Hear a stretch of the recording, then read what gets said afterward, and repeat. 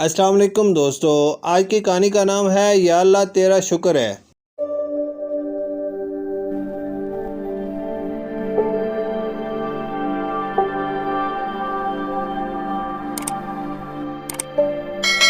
ہمیں اللہ تعالیٰ کا شکر ادا کرنا چاہیے کہ اس نے ہمیں اس قابل بنایا کہ ہم پڑھ لکھ سکتے ہیں، ہم صحت مند ہیں، ہم باشعور اور عقل مند ہیں۔ افسوس کی بات یہ ہے کہ ہم میں سے بہت سے یہ کام نہیں کرتے۔ دراصل ہمیں ان سب نعمتوں کی قدر اس لیے بھی نہیں ہے کہ ہم نے کبھی ان کے بغیر کچھ وقت گزارا ہی نہیں ہے۔ یہ ایک حقیقت ہے کہ دنیا کے 6 ارب کی آبادی میں سے ہم جیسے چند کروڑ لوگ ہی ہوں گے جن کے پاس یہ نعمتیں موجود ہیں، اور ان میں بچوں کی تعداد اس سے بھی کم ہے۔ اگر پاکستان کے اعداد و شمار پر نظر ڈالی جائے تو ہم جیسے لوگ اور بھی کم ہیں، چونکہ ہمارا تعلق بھی اپنے جیسے ہی لوگوں میں ہوتا ہے، اس لیے ہمیں وہ لوگ بہت کم نظر آتے ہیں۔ حالانکہ وہ لوگ جو نعمتوں سے محروم اگر تعداد ہم سے بہت زیادہ ہیں اور ہمارے آس پاس بھی ہوتے ہیں، مگر ہمیں اتنی فرصت ہی نہیں ہوتی کہ ہم ان کے بارے کچھ سوچیں یا کچھ کریں۔ ہم نے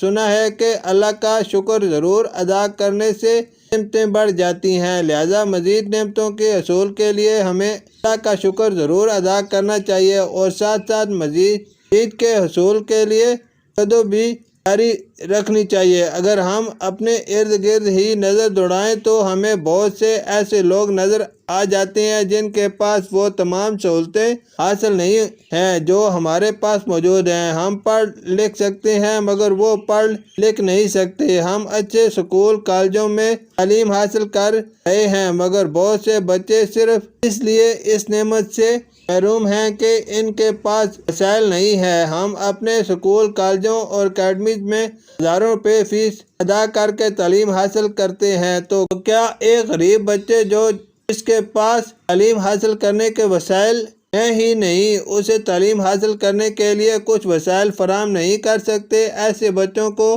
کم فیس والے اسکول میں داخلہ دلوایا جا سکتا ہے، یا اسے کتابیں خرید کر دی جا سکتی ہیں، یا کسی اور طریقے سے اسے تعلیم کی راغب کیا جا سکتا ہے۔ اسی طرح اپنی علاج کے لیے مہنگے سے مہنگے اور بڑے سے بڑے ڈاکٹر کے پاس جاتے ہیں اور پھر مہنگی سے مہنگی دوائی تجویز کرواتے ہیں، اور بعض اوقات وہ دوائیات استعمال تک بھی نہیں کرتے، جبکہ دوسری طرف ہمارے گھر ہی آس پاس ایسے لوگ بھی ہوتے ہیں جن کے پاس مہنگی دوائی تو دور کی بات ہے، سستی دوائی بھی خریدنے کے لیے وسائل نہیں ہوتے۔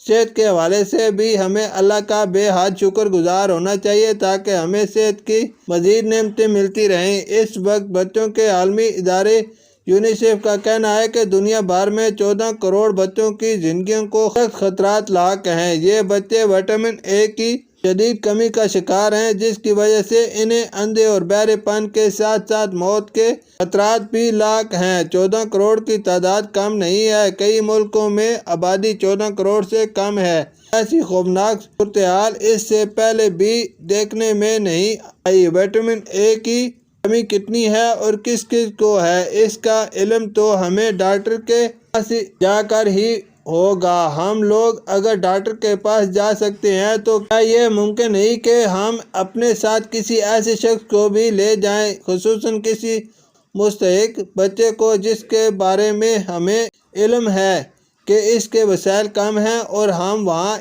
اس کی جگہ اس کی فیس ادا کر دیں، یا پھر کسی سرکاری اسپتال میں ہی اس کے علاج کروانے میں اس کی مدد کر سکیں۔ رمضان المبارک کا بابرکت مہینہ جہاں ہمیں بھوک پیاس برداشت کرنے کا سبق دیتا ہے، وہاں مل بانٹ کر کھانے اور دوسروں کی تکالیف کا احساس کرنے کا بھی درس دیتا ہے۔